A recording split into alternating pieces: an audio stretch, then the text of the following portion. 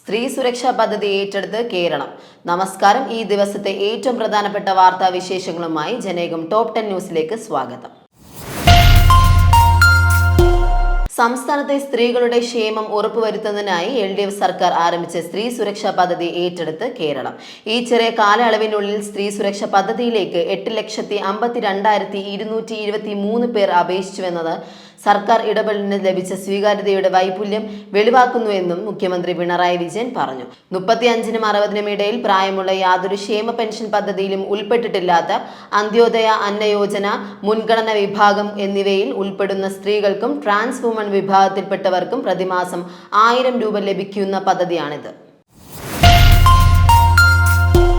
വെനസ്വേലയിൽ വലിയ ആക്രമണം നടത്തിയതായും പ്രസിഡന്റ് നിക്കോളാസ് മഡുറോയെയും അദ്ദേഹത്തിന്റെ ഭാര്യയെയും പിടികൂടിയതായും US പ്രസിഡന്റ് ഡൊണാൾഡ് ട്രംപ്.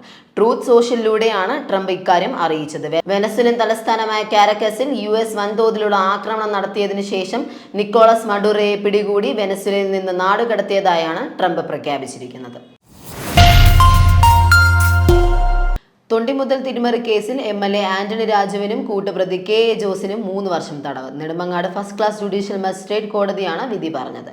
ലഹരി കേസിലെ പ്രതിയെ രക്ഷിക്കാൻ അഭിഭാഷകനായിരിക്കെ ആന്റണി രാജു കോടതി കസ്റ്റഡിയിൽ സൂക്ഷിച്ചിരുന്ന തൊണ്ടിമുതൽ കൃത്രിമം കാണിച്ചെന്ന് കണ്ടെത്തിയിരുന്നു. 36 വർഷം മുമ്പ് നടന്ന കുറ്റകൃത്യത്തിലാണ് കോടതി വിധി. സംസ്ഥാനത്തെ അർഹരായ മുഴുവൻ കുടുംബങ്ങൾക്കും മുൻഗണനാ റേഷൻ കാർഡുകൾ ലഭ്യമായെന്ന് ഉറപ്പുവരുത്താൻ സർക്കാർ നടപടി സ്വീകരിക്കുമെന്നും ഓൺലൈനായി അപേക്ഷിക്കാൻ ഈ മാസം തന്നെ വീണ്ടും അവസരം നൽകുമെന്നും ഭക്ഷ്യ പൊതുവിതരണ വകുപ്പ് മന്ത്രി GR അനിൽ പറഞ്ഞു.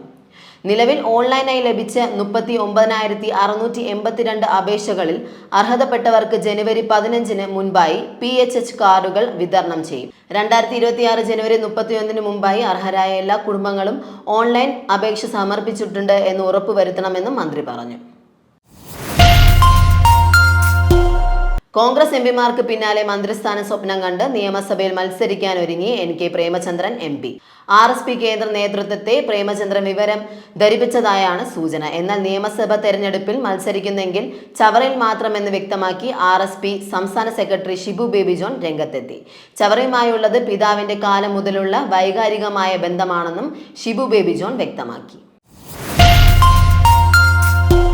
ഛത്തീസ്ഗഡിൽ 2 വ്യത്യസ്ത ഏറ്റുമുട്ടലുകളിലായി 14 മാവോയിസ്റ്റുകളെ വധിച്ചു. തെക്കൻ ഛത്തീസ്ഗഡിലെ സുക്മ, ബിജാപൂർ ജില്ലകളിലായാണ് സുരക്ഷാ സേന വൻ മാവോ വേട്ടയ്ക്ക് നേതൃത്വം നൽകിയത്.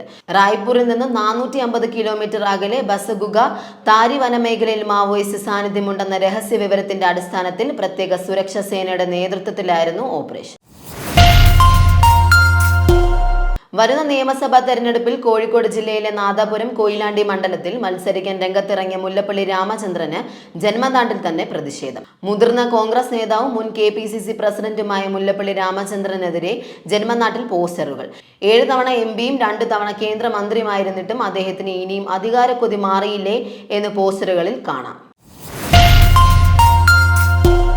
രാഹുൽ മാങ്കൂട്ടത്തിൽ MLAക്ക് വീണ്ടും കുരുക്കുമുറുകുന്നു. തന്റെ കുടുംബജീവിതം തകർത്തെന്ന് കാട്ടി അതിജീവിതയുടെ ഭർത്താവ് മുഖ്യമന്ത്രിക്കും DGPക്കും പരാതി നൽകി. തന്റെ അസാന്നിധ്യം അവസരമാക്കി രാഹുൽ മാങ്കൂട്ടത്തിൽ പരാതിക്കാരിയെ വശീകരിക്കുകയായിരുന്നെന്നും പരാതിയിൽ പറയുന്നു. വിവാഹിതയാണെന്ന് അറിഞ്ഞിട്ടും ഭാര്യയുമായി രാഹുൽ വഴിവിട്ട ബന്ധം തുടർന്നുവെന്നുമാണ് പരാതി.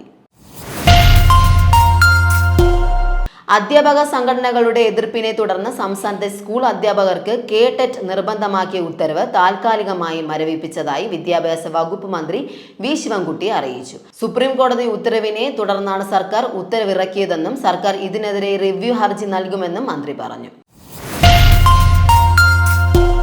മുസ്ലിം ലീഗിന് അധിക സീറ്റിന് അർഹതയുണ്ടെന്ന് സംസ്ഥാന പ്രസിഡന്റ് പാണക്കാട് സദീഖ് അലി തങ്ങൾ.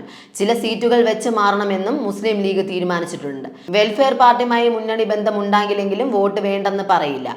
വെള്ളാപ്പള്ളിയെ തന്റെ കാറിൽ കയറ്റില്ലെന്നും സാദിഖ് അലി തങ്ങൾ പറഞ്ഞു. ജനേകം ടോപ്പ് 10 ന്യൂസിലൂടെ വീണ്ടും കാണാം. കൂടുതൽ വാർത്തകൾക്കും വിശേഷങ്ങൾക്കുമായി ജനേകം വെബ്സൈറ്റ്, YouTube ചാനലുകൾ സന്ദർശിക്കുക.